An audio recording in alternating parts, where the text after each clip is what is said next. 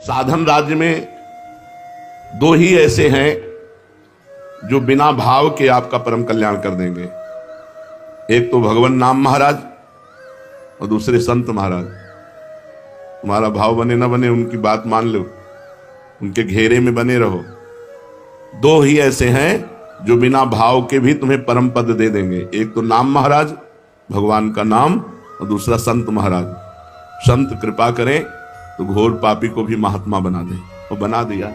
बहुत से ऐसे प्रसंग हैं।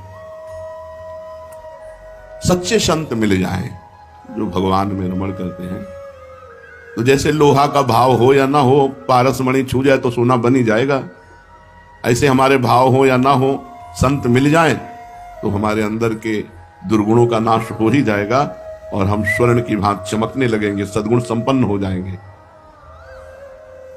तो सच्चे संत कैसे मिले, क्या करें जिससे हमें सच्चे संत मिले और उनसे हमारा कल्याण हो? तो देखो, सच्चे संतों की जमात नहीं होती, भीड़। सच्चे संतों की जमात नहीं होती, तथापि आपकी प्रबल श्रद्धा और उत्कंठा हो कि मुझे सच्चे संत मिले, तो भगवान आप पर कृपा करें पहले, फिर आपको सच्चे संत मिलेंगे।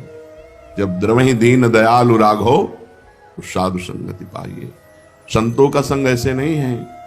जब आपकी प्रबल श्रद्धा और चाह हुई या प्रबल पुण्य पल एकत्रित हुआ तो भगवान की कृपा हुई और फिर तुम्हें साधु समागम मिला।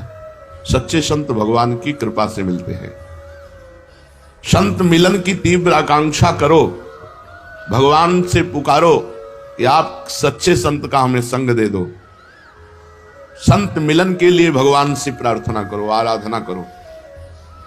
जब भगवत कृपा हो जाएगी, या तुम्हें वहां पहुंचा दिया जाएगा या वो संत तुम्हारे पास स्वयं आ जाएंगे और तुम्हारा परम कल्याण हो जाएगा। संत मिलन का मतलब है परम कल्याण हो जाएगा।